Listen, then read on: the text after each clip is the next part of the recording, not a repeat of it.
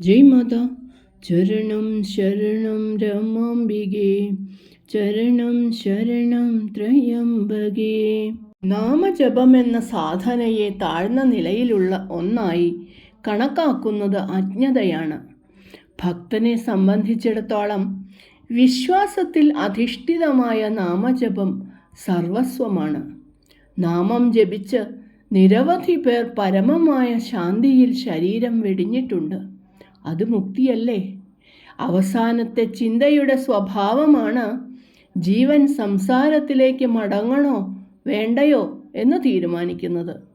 അവസാനത്തെ ചിന്ത ഈശ്വരനിലേക്കുള്ളതാണെങ്കിൽ ആ ജീവൻ ഈശ്വരനിൽ ലയിക്കുന്നു. അത് ലൗകിക കാര്യങ്ങളെക്കുറിച്ചും വ്യക്തികളെക്കുറിച്ചും ആണെങ്കിൽ സംസാരത്തിലേക്ക് മടങ്ങുന്നു. മനസ്സിന് ഈശ്വരനിൽ അഭയം തേടാനുള്ള ഏറ്റവും വലിയ ആശ്രയമാണ് നാമം.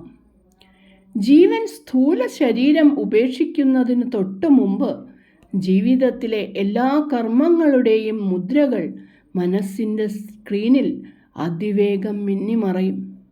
ആ സമയത്താണ് ജീവന് മറ്റെല്ലാറ്റിനേക്കാളുമുപരി ഈശ്വരൻ്റെ ആശ്രയവും കാരുണ്യവും ഏറ്റവും കൂടുതൽ ആവശ്യമായി വരുന്നത്. നാമം മനസ്സിനെ ഈ പ്രപഞ്ചത്തിൽ നിന്ന് പിൻവലിക്കുകയും സംസാര ബന്ധനങ്ങളിൽ നിന്ന് മോചിപ്പിക്കുകയും ചെയ്യുന്നു. ദിവ്യമാതാ ശ്രീ രമാദേവി. ഈ പറഞ്ഞ അമൃതവാണി നമുക്ക് ഒരു 3 കഥകളിലൂടെ മനസ്സിലാക്കാം. ആദ്യമായി പറയുന്നത് അജാമിളൻ്റെ കഥയാണ്. അജാമിളൻ ഒരു ബ്രാഹ്മണനായിരുന്നു. എന്നാൽ സദ്ഗുണങ്ങളുള്ള തൻ്റെ വഴി ഉപേക്ഷിച്ച് ഒരു വേശ്യയോടൊപ്പം ജീവിച്ചുകൊണ്ട് പാപത്തിൻ്റെ ജീവിതത്തിലേക്ക് വീണുപോയി. അയാൾക്ക് 10 മക്കളുണ്ടായിരുന്നു. ഇളയവന് നാരായണൻ എന്ന് പേരിട്ടു. മരണക്കിടക്കയിൽ മരണത്തിൻ്റെ ദേവനായ യമൻ്റെ ദൂതന്മാർ അയാളുടെ ആത്മാവിനെ കൊണ്ടുപോകാൻ വന്നു. ഭയന്നുപോയ അജാമിളൻ യമദൂതന്മാർ തന്നെ പിടിക്കാൻ ഒരുങ്ങവേ തൻ്റെ ഇളയ മകനെ വിളിച്ചുകൊണ്ട് നാരായണ എന്ന് ഉച്ചത്തിൽ നിലവിളിച്ചു. ആ മകനെ വിളിക്കാൻ വേണ്ടിയായിരുന്നെങ്കിൽ പോലും ആ ദിവ്യനാമത്തിൻ്റെ ശബ്ദം അത്രയധികം ശക്തമായിരുന്നു. അത് ഉടൻ തന്നെ വിഷ്ണുവിൻ്റെ ദൂതന്മാരെ അവിടെ എത്തിച്ചു. വിഷ്ണുദൂതന്മാർ യമദൂതന്മാരെ ശാസിച്ചുകൊണ്ട് പറഞ്ഞു, അജാമിളൻ തൻ്റെ അവസാന ശ്വാസത്തിൽ ഭഗവാന്റെ നാമം ഉച്ചരിച്ചതിനാൽ അദ്ദേഹത്തിൻ്റെ എല്ലാ പാപങ്ങളും ക്ഷമിക്കപ്പെട്ടിരിക്കുന്നു. അവർ അദ്ദേഹത്തിൻ്റെ ആത്മാവിനെ വിഷ്ണുവിൻ്റെ വാസസ്ഥലമായ വൈകുണ്ഠത്തിലേക്ക് കൊണ്ടുപോയി. ഇത് ഉദ്ദേശ്യം എന്തു തന്നെയായാലും നാമത്തിൻ്റെ കേവല ഉച്ചാരണം പോലും മോക്ഷം നൽകാനുള്ള ശക്തിയുണ്ടെന്ന് തെളിയിക്കുന്നു. ഇനി നിരക്ഷരനായ ഒരു സന്യാസിയുടെ കഥ കേൾക്കാം നമുക്ക്. ഒരു മഹാനായ സന്യാസിക്ക് വലിയൊരു ശിഷ്യ സമൂഹമുണ്ടായിരുന്നു. ആ ശിഷ്യന്മാരുടെ കൂട്ടത്തിൽ ഒരു നിരക്ഷരനായ വൃദ്ധനുമുണ്ടായിരുന്നു. പണ്ഡിതന്മാരായ മറ്റ് ശിഷ്യന്മാർ അറിവില്ലായ്മയുടെ പേരിൽ അദ്ദേഹത്തെ പരിഹസിക്കുകയും താങ്കൾ എന്ത് സാധനയാണ് ചെയ്യുന്നത് എന്ന് ചോദിക്കുകയും ചെയ്യുമായിരുന്നു. വൃദ്ധൻ പുഞ്ചരിച്ചുകൊണ്ട് പറയും, ഞാൻ രാമനാമം ജപിക്കുക മാത്രം ചെയ്യുന്നു. ഒരു ദിവസം കഠിനമായ കൊടുങ്കാറ്റ് കാരണം നദിയിൽ വെള്ളപ്പൊക്കമുണ്ടായി. സന്യാസിക്ക് നദി കടക്കേണ്ടി വന്നു. പണ്ഡിതന്മാർ ഭയന്നു. എന്നാൽ വൃദ്ധൻ ഒരു ഇലയിൽ രാമ എന്നെഴുതി വെള്ളത്തിൽ വെച്ചു.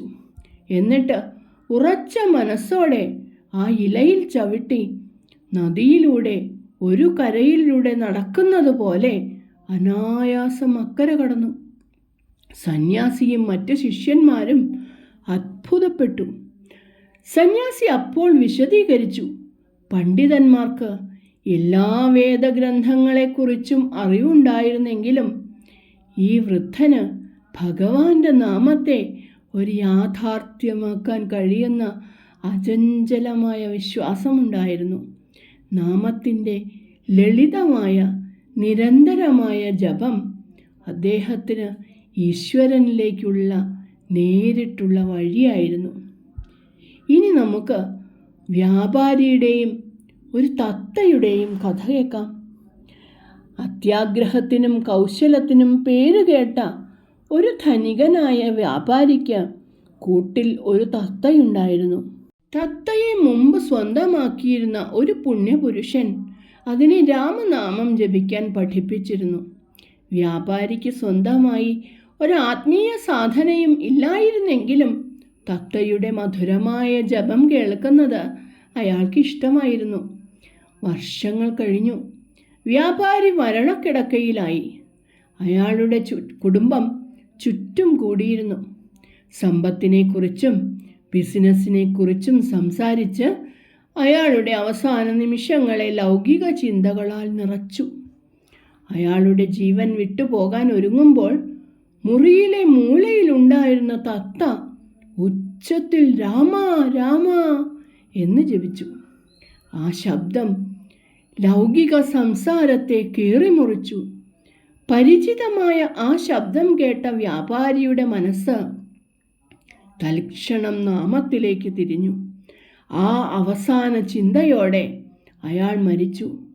ജീവിതകാലം മുഴുവൻ ആവർത്തിച്ചു കേട്ട ദിവ്യനാമത്തിനോടുള്ള ഒരു യാദൃച്ഛികമായ ബന്ധം പോലും അവസാനത്തെ നിർണായക നിമിഷത്തിൽ മനസ്സിന് പരമമായ ആശ്രയമായി മാറാമെന്നും മോക്ഷത്തിലേക്ക് നയിക്കാമെന്നും ഈ കഥ വ്യക്തമാക്കുന്നു.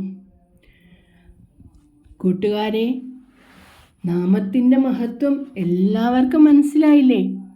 അതുകൊണ്ട് എല്ലാവരും ഉറക്കെ നാമം ജപിക്കുക.